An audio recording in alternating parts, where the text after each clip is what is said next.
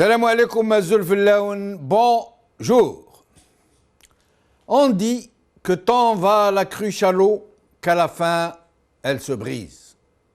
Mais cela fait maintenant plus d'un demi-siècle que nous attendons que cette cruche se brise, que ce régime s'effondre, que ses propres turpitudes le mettent bas, que cessent enfin ses prédations et ses crimes.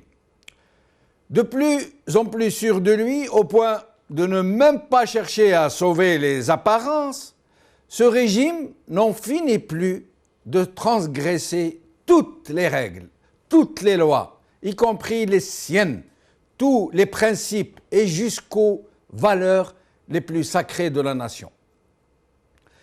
Il n'en a cure. Il ne craint plus ni le ridicule, ni un quelconque sursaut de ce peuple qu'il écrase et qu'il humilie tous les jours. Et malgré tous ces excès, tous ces abus, jusqu'à cet usage immodéré de l'image d'un président à qui il fait dire tout ce qu'il veut, alors que tout le monde sait qu'il ne dit plus rien, il continue de piller le pays, de le mener doucement et sûrement à la catastrophe et au chaos annoncé, sans être inquiété outre mesure. Deux politiciens, tous les deux jeunes, tous les deux emplis de fougue, même si leur profil et leur style sont très loin l'un de l'autre, ont défrayé la chronique la semaine passée. Ils ont tous deux été expulsés d'Algérie. Oui, vous avez bien entendu. Expulsés d'Algérie, de In Salah plus précisément, par des gens armés que ceux qui les utilisent qualifient de force de l'ordre. Ces deux jeunes politiciens ont donc été expulsés d'Algérie, parce que jusqu'à preuve du contraire, In Salah se trouve encore en Algérie. Celles que le régime qualifie de forces de sécurité ont reçu l'ordre de les empêcher de rester à In Salah, de les en faire sortir et de leur intimer l'ordre de quitter la région mani militari si nécessaire. Théoriquement, constitutionnellement, légalement et normalement, personne ni aucune institution ne peut interdire à un Algérien de se rendre à In Salah, d'y séjourner, d'y rencontrer ses compatriotes. Mais ce régime n'en a cure, comme je l'ai déjà dit. Il ne respecte même pas les lois qu'il a lui-même élaborées, ni les institutions de façade qu'il a érigées en autant de trompe-l'œil, d'artifices tapageurs. Il se comporte en terrain conquis, comme si le pays était sa colonie, comme si les hommes et les femmes qui le peuplent étaient sa chose, comme si les propres lois, ses propres lois, étaient des bidules réglables en fonction de ses humeurs du moment ou des injonctions qu'il reçoit de la part de ceux qui le protègent et l'imposent à la tête de ce malheureux pays. Ce régime fait donc ce qu'il veut sans se soucier de sauvegarder ne serait-ce que les apparences. Or, pour ce qui est de In Salah, il a été décidé d'isoler sa population, de la couper du reste du monde, y compris téléphoniquement, y compris de leurs autres compatriotes. Et c'est pour cela que le 24 février, le régime a sorti 40 000 policiers pour la seule ville d'Alger, pour empêcher les Algérois de soutenir leurs compatriotes d'In Salah. C'est pour cela qu'ils lâchent sur les revendications de cette population héroïque tous leurs experts et politiciens de service pour tenter de faire croire que ces appréhensions ne reposent sur aucun fondement rationnel et que l'exploration et l'exploitation du gaz de schiste ne représentent aucun danger pour l'environnement et la santé publique. C'est pour cela qu'il empêche d'autres Algériens de se rendre à In Salah parce qu'il veut réduire les contestataires au désespoir. Il veut les écraser psychologiquement, les convaincre qu'ils ne sont soutenus par personne. Et plus que cela, il lâche ses forces de sécurité contre eux pour les traiter comme s'ils étaient des sous-citoyens et même des sous-hommes, puisque des soudards incultes ont osé traiter les merveilleux et admirables compatriotes de Ain Salah de sales noirs qui leur ont craché au visage de retourner chez eux, au Niger et au Mali. Rachid Nekaz et Soufiane Jilali ont donc été expulsés d'Algérie pour avoir voulu se porter au secours de l'Algérie. Ils sont là avec nous aujourd'hui pour en parler. Aujourd'hui, Al-Watan. Ain Salah entre répression, diversion et incompréhension des enjeux par Moussa Naït Amara. TSA. Ain Salah, malgré l'ultimatum de l'armée, les anti-gaz de schiste refusent de lever le camp. Par Hajar Gnanfa. Observatoire des multinationales. Gaz de schiste, les Algériens se mobilisent contre le régime et l'ingérence des multinationales pétrolières. Par Olivier Petitjean, Sophie Chapelle.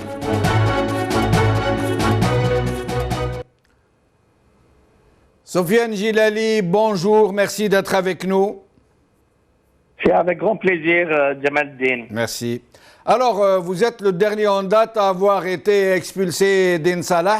Si vous nous racontiez un peu les circonstances, comment on vous a bloqué dans des barrages, comment les gens d'Ain Salah sont venus vous chercher, ils ont forcé les barrages, comment on vous a fait rentrer à Ain Salah et comment vous l'avez quitté. Oui, absolument. En fait, ce n'est pas d'une expulsion dont il s'agit, mais de barrages multiples pour m'empêcher d'arriver à Ain Salah qui ont été dressés sur le parcours. Nous avions quitté Adrar tôt le matin, le samedi, mais il a fallu traverser les 400 km de désert, mais avec plusieurs barrages. À chaque fois, on nous demandait les documents d'identité, on nous gardait pour une demi-heure, trois quarts d'heure, et puis arrivé à 60 km de Ain Salah, à Inrar exactement, là, le barrage de gendarmerie a expliqué que ce n'était pas possible de continuer plus loin. Le responsable s'est présenté à moi et m'a dit que j'étais indésirable à Ain Salah. Il m'a demandé si j'étais porteur d'une autorisation. Quand j'ai demandé de quoi il s'agissait et que j'étais en territoire algérien, il m'a signifié que ma présence était un danger pour eux, m'a-t-il dit, un danger pour Ain Salah, et donc ils pouvaient me permettre d'aller plus loin. Mais comme nous étions en contact avec les citoyens de Ain Salah, ceux-ci se sont vite empressés de prendre véhicules et citoyens. Ils sont venus à 60 km d'Ain Salah pour nous récupérer. Et je pense que l'information sur ce déferlement de voitures a fait que finalement les forces de la gendarmerie nous ont libérés, nous ont permis de progresser jusqu'à Ain Salah. Et est-ce que vous êtes parti de votre plein gré ou est-ce qu'ils vous ont contraint d'une manière ou d'une autre de vous en aller? Non, je suis reparti de plein gré. Là, je n'ai plus trouvé d'obstacles sur le retour. Je crois que pour eux, c'était un bon débarras.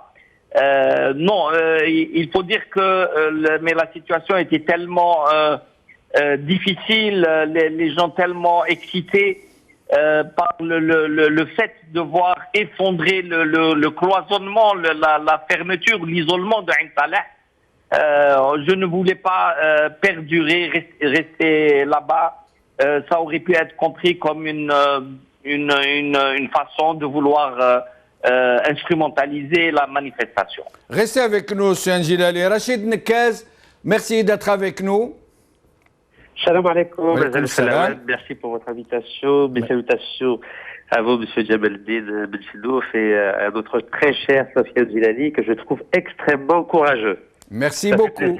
Merci, Rachid. Rachid Nekaz, vous, en ce qui vous concerne, il n'y a pas photo. On vous a bel et bien expulsé.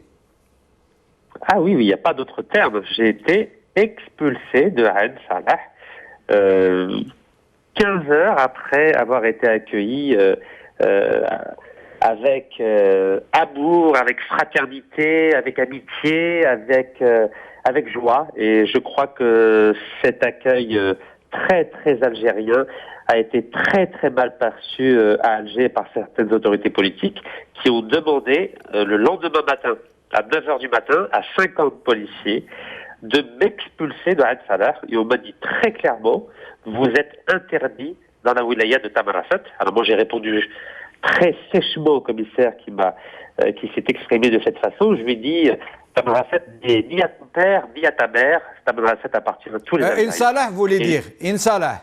Oui, tout à fait, mais c'est la wilaya de Tamarasset. Ah oui, d'accord, très bien. Mais Rachid Nekez, en effet, vous avez été accueilli vraiment en triomphe, ainsi que Soufiane Gilali d'ailleurs et sa délégation.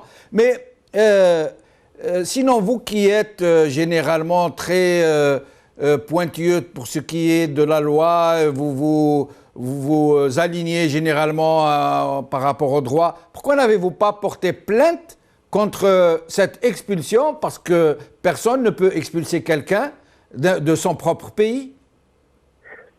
Vous savez, j'ai appris à travers mes études d'histoire et de philosophie à être très calme, à ne pas me précipiter. C'est la première fois que les autorités algériennes font une erreur sur le plan de la non-application du droit. Quand j'avais fait la marche entre Khanchla et Alger entre le 1er novembre et le 28 novembre, on arguait de l'article 100 du code pénal algérien qui dit qu'on n'a pas le droit d'haranguer les foules ou de se rassembler au-delà de 2 personnes. Et donc, fort de cet article 100 du code pénal algérien, on s'est permis de m'arrêter à 5 reprises pendant cette marche de Khanchla à Alger.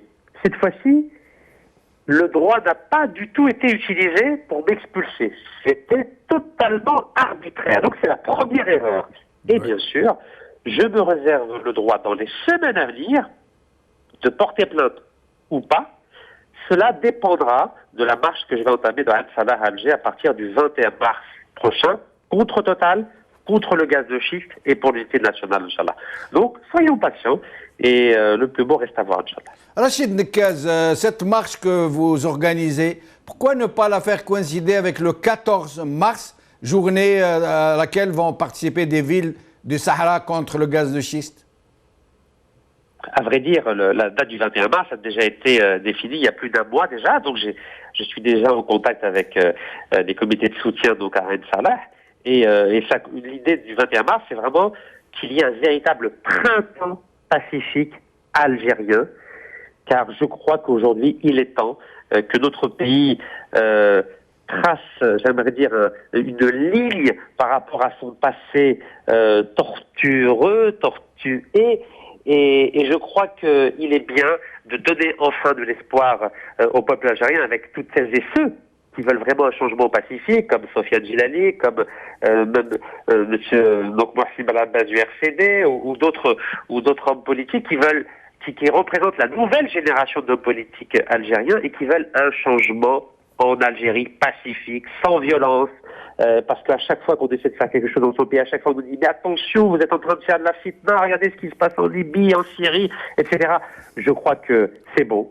Je crois que le Chariya Saouda est passé, la décennie noire est passée, et que le peuple algérien, notamment la jeunesse algérienne, mérite un véritable changement avec une nouvelle génération de femmes et d'hommes politiques à la tête de ce pays pour enfin construire un avenir ensemble. Et pour cela, je crois que Ain Salah va être déterminant. Le fait que 50 000 personnes dans ce pays ont décidé de dire non aux multinationales, non à certaines autorités qui sont de près ou de loin mêlées à ces multinationales, je crois que ça représente un formidable espoir, car il ne faut pas l'oublier. La question de Ain Salah ne concerne pas simplement Ain Salah, la question de Ain Salah concerne le pays tout entier. L'eau de Ain Salah, elle est bu dans les 48 wilayas. Restez avec nous, Rachid Nekez. Soufiane Gilali, après l'initiative du 24 février, la CLTD ne donne plus signe de vie. Doit-on comprendre qu'il n'y a pas que l'enthousiasme... Soufiane n'est plus avec nous, me dit-on. On essaiera de le joindre de nouveau. Rachid Nekez, lorsque j'ai annoncé sur ma page Facebook tout à l'heure que je vous recevais dans cette émission, on m'a demandé, certains m'ont écrit sur ma messagerie personnelle pour me demander de vous poser quelques questions. Vous savez que vous êtes très admiré des jeunes Algériens. Néanmoins, on vous reproche certaines fautes politiques. J'aimerais vous les signaler et à vous de répondre. On vous reproche d'avoir appelé à soutenir les manifestations de la police, alors que ces manifestations de la police étaient un coup monté d'un clan du régime contre un autre clan du régime. On vous reproche d'avoir dit que vous accepteriez que Bouteflika soit président d'honneur. On vous reproche de dire que Haddad est après tout un homme d'affaires honorable. Et on vous reproche d'avoir dit que vous ne diriez pas non si on vous demandait de participer au gouvernement. La parole est à vous. Par rapport à la quatrième question, je n'ai jamais dit que j'étais prêt à accepter un poste de ministre. Au contraire, j'ai dit qu'il est hors de question d'accepter un poste de ministre. Pour le deuxième argument concernant M. Ali Haddad, oui. Vous savez, je suis moi-même chef d'entreprise et je crois que c'est par les chefs d'entreprise que ce pays va se relever. Mais ça dépend comment les chefs d'entreprise ont acquis leur fortune, M. Nekez. Écoutez, vous savez, ne nous prêchons pas. Moi, j'ai aucune preuve par rapport à l'origine des fortunes de M. Haddad ou M. Ramram.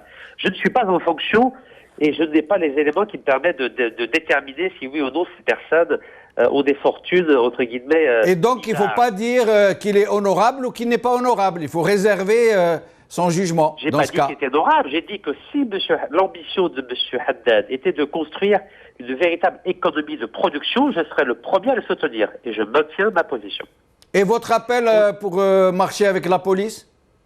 J'y arrive. Oui, oui, je maintiens mon appel pour soutenir les forces de l'ordre algériennes, car la police algérienne, c'est une institution républicaine. Et il ne faut pas mélanger police avec les donneurs d'ordre. Ce qui pose problème aujourd'hui en Algérie, ce n'est pas la police, c'est l'ordre politique qui est donné à la police pour réprimer tel ou tel élément, telle ou telle manifestation. Oui, mais la police algérienne... C'est le politique le problème. La police algérienne anti-émeute, elle y va un peu fort quand ils vont traiter les gens de Ain Salah de sales noirs, des gens qui viennent du Mali, etc. On ne soutient pas des soudards de cette nature, je crois. J'ai été très clair là-dessus. J'ai été interviewé donc lors des émissions de Del Bilad. J'ai dit que je n'accepterai jamais toute forme de racisme à l'égard des Algériens du Sud. Jamais. Il est vrai qu'il y a eu 3 ou 4 éléments des forces de l'ordre qui ont été auteurs donc de propos j'aimerais dire racistes, et cela est inacceptable. Rachid Nekez, je vais revenir à vous dans un petit instant. Nous allons prendre Soufiane Gilali par souci d'équité. Soufiane Gilali, je vous avais posé une question, mais nous avions perdu, donc on vient de vous joindre de nouveau. La CLTD, depuis qu'elle a lancé cette initiative du 24 février, on n'entend plus parler d'elle. C'est quoi ce silence? Ben écoutez, nous sommes partis quand même au nom de la CLTD avec les représentants de différents partis. Il est vrai que tous les présidents de partis ne pouvaient pas être parmi nous, chacun pour sa raison. Mais l'essentiel est que la CLTD continue à travailler le plus normalement possible.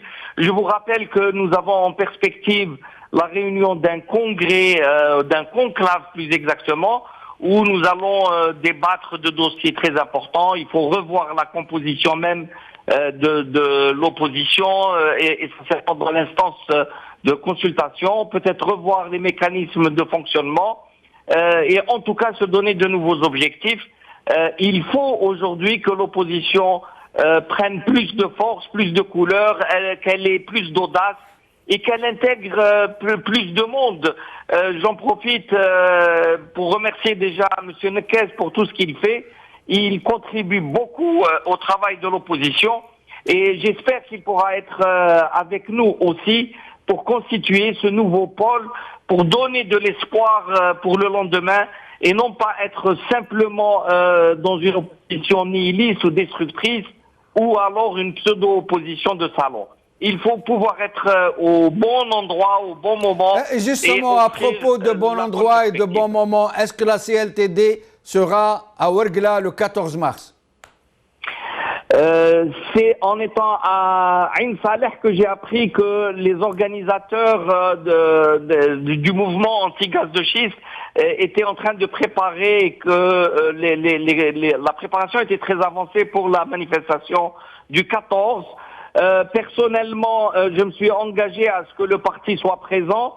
Je dois rencontrer les responsables des autres partis de la CLTD sous peu et on prendra une décision pour l'ensemble de la CLTD. Mais il est évident que l'opposition doit se mettre aux côtés de la population. C'est de notre devoir, c'est une obligation morale pour nous. Donc, personnellement, j'accomplirai ce devoir. Mais Sofiane Gilali, pour vous parler franchement, c'est mon sentiment personnel que j'exprime là. Moi, j'ai l'impression que la CLTD est trop molle. Ça veut dire par rapport aux enjeux.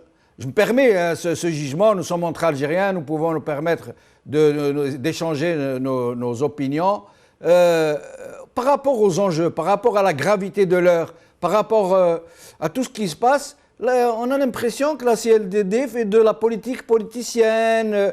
Elle ne va pas au charbon, elle ne se décide pas à descendre dans la rue à chaque fois que c'est nécessaire. Je pense que vous êtes très dur avec l'opposition. Je vous rappelle le 24 février, ça ne fait pas. Oui, mais ça ne suffit pas. Ça ne suffit pas. Une hirondelle ne fait pas le printemps. Oui, l'essentiel c'est que nous étions dans la rue, nous avions affronté les forces de l'ordre. C'est vrai. Nous avons... Oui. C'est vrai, Sofiane Gilali. Mais est-ce qu'il faut dormir sur ses lauriers et dire nous avons fait le 24 février Non, absolument pas. D'ailleurs, vous avez bien vu que nous avions prolongé cette action en allant sur place, en soutenant nos concitoyens de Ain Salah. Non, mais je parle de la CLTD, pas de Gil Jadid. Oui, j'ai compris. Maintenant, il faut comprendre que chacun met le curseur à un niveau différent de l'autre. N'oubliez pas qu'il y a une pression psychologique, que les gens ont peur, y compris des simples citoyens. Et il ne faut surtout pas qu'ils aient l'impression que l'opposition est prête à tout, prête à en découdre, prête à mettre le feu dans le pays. Donc il faut aller graduellement pour que psychologiquement les gens soient prêts à une forme de lutte qui soit un peu plus peut-être virile, j'allais dire, mais sans qu'il n'y ait de dérapage ou de remise en cause de l'ordre en général. Les gens ne veulent surtout pas revenir aux années 90. Ils ne veulent pas tomber dans le piège libyen ou syrien et personne n'assumera ça, y compris l'opposition. Nous avons les moyens maintenant de mettre sous pression le pouvoir pour l'amener petit à petit à faire des concessions essentielles, des concessions non pas pour l'opposition mais des concessions pour le pays. Il faut qu'on construise la Deuxième République, il faut qu'on mette en place les mécanismes de règles de droit, il faut que la démocratie s'instaure. Et ça, il n'est pas toujours facile de l'obtenir et la violence ne mène pas souvent aux objectifs voulus. Mais je vous assure que nous prenons sur notre responsabilité beaucoup d'actions. Nous essayons de mettre en avant, si vous voulez, la présence sur le terrain, mais nous avons nos propres limites aussi. Simplement, oui. Ce qu'on constate aujourd'hui, c'est que le relais commence à prendre, que les gens, les citoyens commencent à se mobiliser et il y a maintenant une prise de conscience très importante. La prise de conscience dans le Sud est extraordinaire. Les gens savent très bien ce qui se passe, analysent très bien la situation et c'est ça qui inaugure une nouvelle ère, j'espère, et qui augure aussi d'un nouvel espoir. Sofiane Gilali, vous allez donc participer à cette manifestation du 14 mars à Ouergla. Mais qu'est-ce que vous diriez de cette initiative de Rachid Nekez qui aura lieu le 21 du même mois? Est-ce que vous allez le rejoindre? Est-ce que vous allez lui en parler? M. Rachid Nekez m'a fait l'honneur de partager avec moi cette idée depuis maintenant peut-être un mois et demi.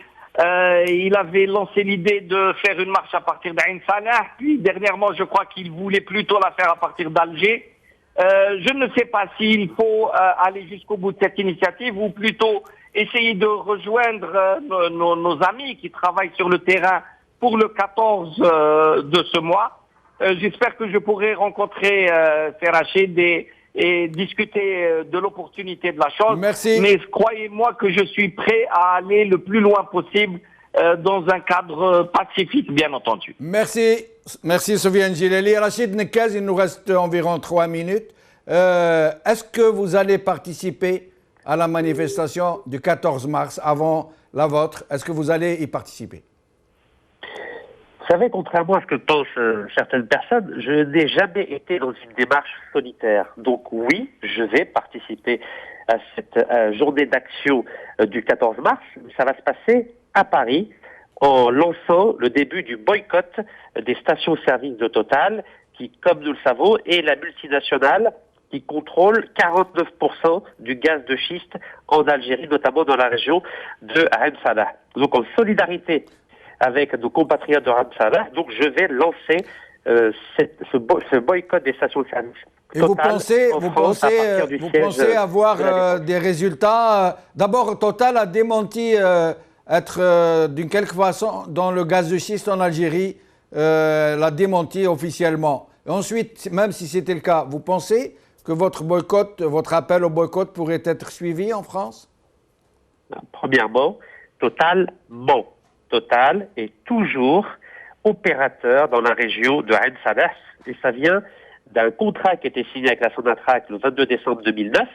Et dans ce contrat de 2009, il était prévu qu'en 2015, Total exploite 4 milliards de mètres cubes de gaz de schiste. Donc je vous le dis, et je le répète, le groupe Total ment. Juste pour que vous sachiez, la capitalisation boursière du groupe Total, c'est 108 milliards d'euros, c'est-à-dire 2 fois plus que la totalité des exportations de l'Algérie. Donc c'est Total qui fait pression au travers de la France sur le gouvernement algérien pour exploiter le gaz de schiste. Et je rappelle qu'en France, le gaz de schiste est interdit. Oui. Donc oui, je crois qu'une action comme celle du boycott des stations-service Total en France va avoir un effet à moyen terme qui est sûr, car ça va peser sur l'image du groupe Total auprès de l'opinion publique française et auprès des actionnaires de Total. Moi, je connais parfaitement l'opinion publique française et je connais parfaitement les opérateurs financiers. Croyez-moi que sur le moyen terme, Total va en souffrir. Merci à Rachid Nekkez. Nous ne manquerons pas de vous inviter de nouveau pour en parler, pour voir où vous en êtes. Cette émission est donc terminée. Merci à Rachid Nekkez. Merci à Sofiane Gilali. Salam alaikum. Salama.